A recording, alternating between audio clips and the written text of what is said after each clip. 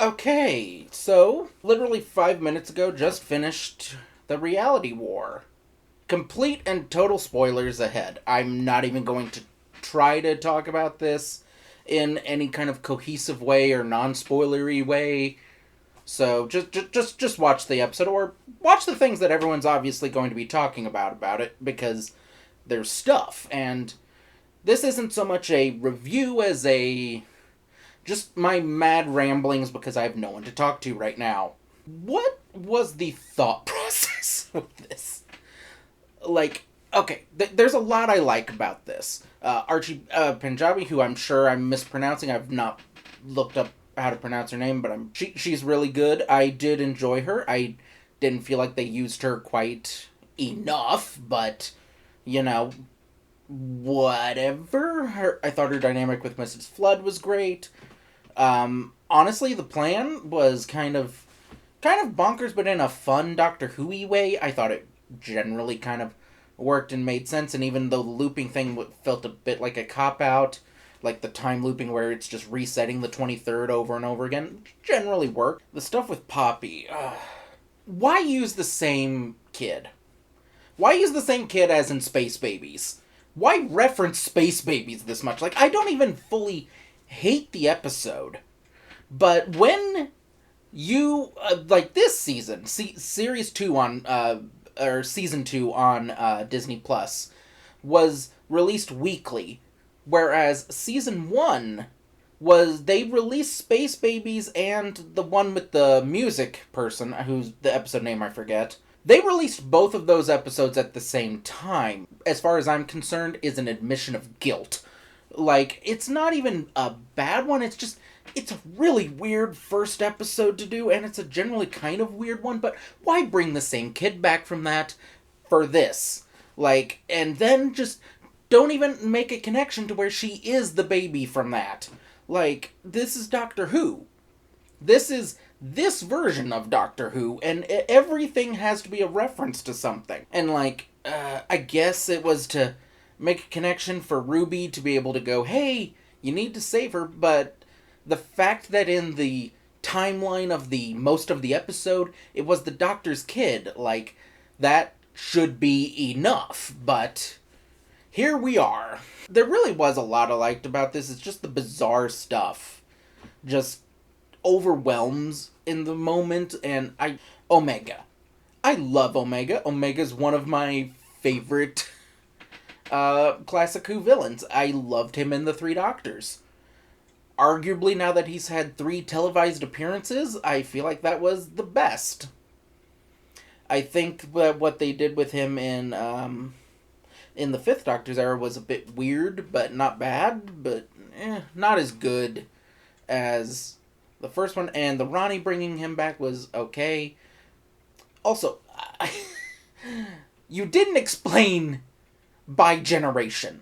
I feel like I've got more information, but it's the worst version of it. Like, saying that it's just a way of getting out more kids because the entire species is sterile, which no one's talked about. But whatever. That's its own thing. Okay, I can't dance around this. I do like how 15's regeneration happened. Part of me does like that they didn't officially announce it was happening. Like, I had always thought it would be really cool to do that.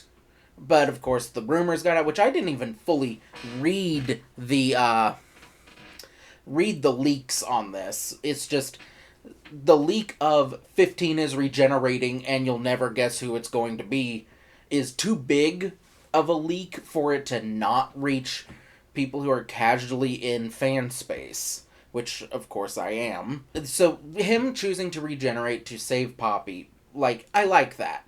Very doctorish, sacrificing himself to save just one person works. Like, I do like that. Okay, 13 showing up. I had seen a rumor that she was going to show up, and I had placed that in the, people are just talking out of their asses, but it worked. I'm one of those people who didn't enjoy Chris Chibnall's way of writing her, and she was great. Like, Like, Jodie still brought the energy that she always had with better dialogue to go with it. I felt like it worked. I've only watched the episode once. Like I said, this is a 5 minutes later mad ramblings. But I thought it worked really well. And her interactions with 15 were great. And even though I understand the fans who want to see her and Yaz together, like that, really nice moment. It's not my favorite ship I've seen of all the fandoms I've been in over the years, but that was handled really well. I genuinely liked that. But then you get 15 regenerating. And I'd seen who it was. The leaker, from what I can tell, again, I haven't looked up the exact leaks. It was said that it was going to be someone who was a callback, and can we stop stunt casting? You got away with it for the 60th anniversary, but choosing for it to be Billie Piper. I genuinely speaking right now, like when I first heard the leak and the suspicion and everyone talking about it, like I do not have an opinion on her ability to play the Doctor. The entirety of my gripe and comments on this are 1,000,000,000% to do with, can we please stop self-referencing this franchise? Something that is underappreciated about the classic era is how little they referenced their own past. Most of what they did was referencing monsters, where the monsters are returning and going along in the same relative time scale as the Doctor. But now you have brought back 2 actors from the show's past to play the Doctor again, one of which was a former Doctor, which I'll just say this, Tom Baker in the 50th special just gets you away with that. Like, him going, oh, you'll just revisit some of the old favorites. That works. I kind of like that. But the companion, like, it's stunt casting that really just seems to admits to me that Doctor Who is on its last legs. I was talking with my brother just yesterday about the show and my excitement for it, and he said it stopped being popular when 12 became the Doctor. And he's right. He's absolutely right. And I think part of that is due to casting an older man for it. I think part of it is that is the season where they started having schedule problems where you are like there's year-long gaps between seasons, and that was something that I know Russell T Davies was trying to fix with this, was by doing a season every year, which I love. Please keep doing that. But I look at this, like, getting Billie Piper, like, it's admitting, like, so much of the show, like I said, is about moving forward. And so much of this Disney Plus era, which is just the best term for it, is about looking backwards. You start by getting 14, who is cast with 10's actor, who at least plays him a little differently. It's not necessarily the 10th Doctor again. Like, he's a lot more open with stuff. It works. But then you do go different with 15, and you get him for 2 seasons, and that works. And I am... Okay, as a side note to this whole rambling, can we please get one Doctor in for just 4 seasons? Like, I don't want another Tom Baker in terms of length, but can we get the Doctor in for, like, we've had 1 season with Christopher Eccleston, which, just from the behind the scenes stuff I've seen, I get. We've had every Doctor since is in for 3 seasons and then out. David Tennant, again, I get why it was just for 3 specials. I really am upset that it's just 2 seasons. I feel like we were just getting to know him. And then we cast Billie Piper. It's a boring choice. It's a boring choice that says we're not ready to look forward. We don't think this franchise can continue without looking forward. And it's saying that we're not looking forward. We're looking backwards. Casting David Tennant as 14 as stunt casting to get a lot of attention again, decent idea. I generally applaud that type of stunt things, and doing it for the 60th is a good way to get that done with. But then you have one other actor in, and then you just sort of give up on going forward, and you go with Billie Piper, which I know some people are going to say it is different because it's a companion coming back now, but I'm just sitting here like, who is going to come into this at this point and be able to go, oh, I get it? Like, part of the problem people have pointed out with Nshuti's seasons is that, like, Sutekh coming back only makes sense to classic fans. Like, I remember when I saw that episode, I lost my mind. That was an incredible moment. And then you get Omega coming, but then you get the Ronnie, like, again, just a classic Who fan who kind of became a meme character to bring back. Like, some people did genuinely want her to come back, but at a certain point it just became, oh, is this character the Ronnie? Is this character the Ronnie? No, it was never the Ronnie. Now we have the Ronnie, and she gets eaten in, like, 3 minutes of accomplishing her goal. God, I didn't even talk about that. She does this whole massive plan to bring Omega back, and you don't even do anything interesting with Omega. Like, he's barely on screen. Like, as the episode's going, I'm like, where is Omega? It's supposed to be a whole thing, and it's supposed to be the Trinity with Conrad, the Ronnies, and Omega shows up and is a giant CGI monster who eats the new Ronnie. Just, that's the first thing he does. He eats her.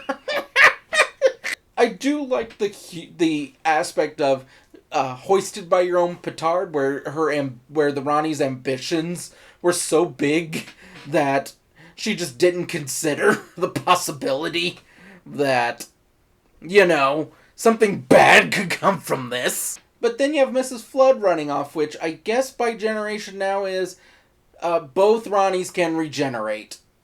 So somewhere the 14th Doctor, it's not 14th Doctor goes and then his, like, regeneration comes back to the bi-generation moment. Like, I'll admit, I had kind of read into it because I thought, oh, I guess this is just going to be a thing where 14 just goes and eventually, you know, his life ends and then the energy comes back, and that's how Ncuti was able to do therapy out of order. But no, he's just separated from him. What the hell was up with Susan? You finally bring her back, and here, I knew this episode had too much to manage in it. Like, clearly, this episode had too much going into it. Too much random stuff happening for it to be anywhere close to coherent. And it amazingly was, and the way it was it dropped a lot of the stuff that it was supposed to be about. Susan doesn't even appear. Susan shows up in the song contest episode to go, Grandfather, live. Then you get a flashback of her in the previous episode, teasing that she's going to appear in the next episode, and she just doesn't. That's just a dropped concept. How do you drop this ball? Everyone has wanted her to come back for a long time, and then you do nothing with her? What a waste! I'm so glad Big Finish have done so much with her. Imagine a world where Big Finish doesn't exist.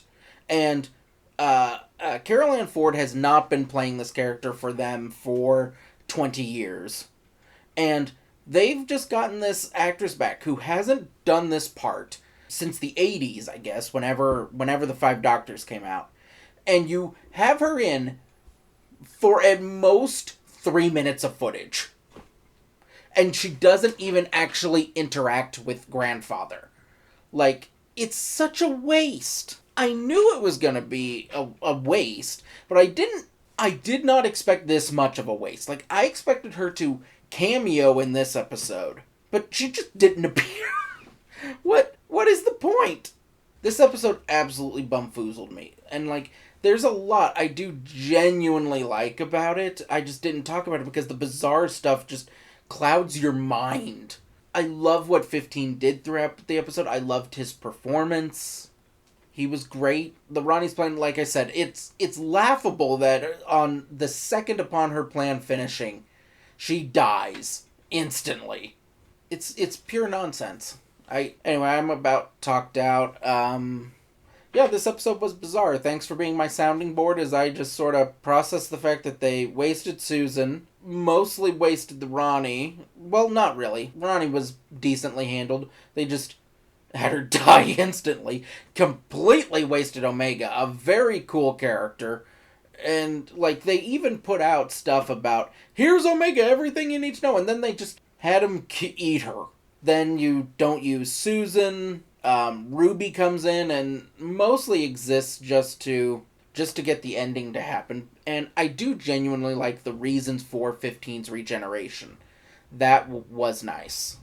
And 13 showing up, like I said, I'd seen rumors of that, had written it off, but of the spoilers I got, that was the least annoying one to be proven right of. But, man, why is Rose the Doctor?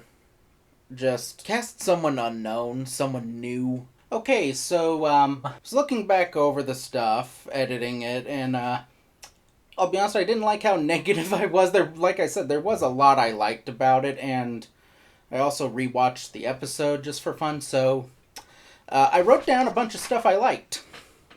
So, I wrote it down on my phone, but my phone is the camera, so here we are. Obviously, 13th Doctor's appearance. She was great. It was great hearing the writing, the dialogue, and just the way she talked about Yaz was really good. Like I said earlier, not my favorite aspect, but when it's done really well, I can get behind it, and this was done pretty decently, with her just being open with her feelings. That was refreshing. I also had completely missed the joke about 15 going, surprised it's not the other guy, he's always showing up. That, perfect joke. Anita's appearance. My favorite part of the Christmas special, and I'm just so glad she showed up. I mean, aside from her, she showed up and she was great.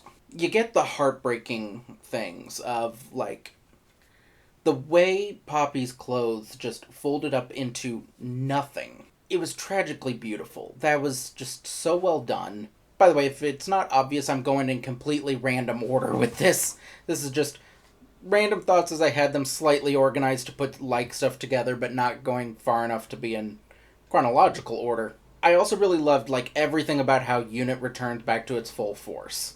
Like, seeing all the stuff disappear, and then Kate's frustration at wearing tweed, Shirley's rocket wheelchair, which is just still delightful. Mel's disdain at having been a housewife during the dream. That wonderful disdain. Just delightful. Mel's interaction with the Ronnie. Someone's mowing. So if you can hear that, that's what's going on. Ruby and Belinda's reaction to finding out who Mrs. Flood is was just great. I loved that scene. I loved the way the later Ronnie just was like, I don't want to hear from you anymore. I had my moment. Go! The more I think about it, I still love... I love more and more just how silly Omega's eating of the Ronnie was. Like, that's... It's wonderful. It's stupid, but it's great. 15 getting out of his three-piece suit and into his outfit that he has for most of the episode was just... I liked that. It was well done, and it was taking some elements from the first outfit and just turning it into more of his Doctor, which worked super well, and the music during that moment, I loved it. So good. Back to the UNIT stuff and silliness, I like that they found another use for the giant laser the Toymaker used. And also the building versus the giant skeleton thing is absolutely ridiculous, but I loved it. 15 stealing the Ronnie's hover bike was pretty well done, and just a fun little bit, and it flying in and just attacking the clock. Just so nice. And the use of 15's theme during that, I love 15's theme. It's so good. The regeneration music, the regeneration generally, I really liked. Like the way he did it and just went up and saw Joy and did all that, just really well done. And just, you cannot undersell Murray Gold. He is so good. And I can't believe I forgot to talk about Rose Noble. I think from a setting perspective, she was really good. Like the narrative thing of Conrad controlling reality and not seeing a world where a trans woman like Rose Noble exists makes narrative sense. Her appearing and it being a great moment is good, but after that, she's just a background character. It's good narratively, it's frustrating otherwise. Anyway, I just wanted to bring in some positive stuff that's slightly less incoherent than the rest of it. I'm still going to leave that just because, I mean, it's just a, that's just how I reacted. So, thanks for watching. Just, that's the first thing he does. He eats her.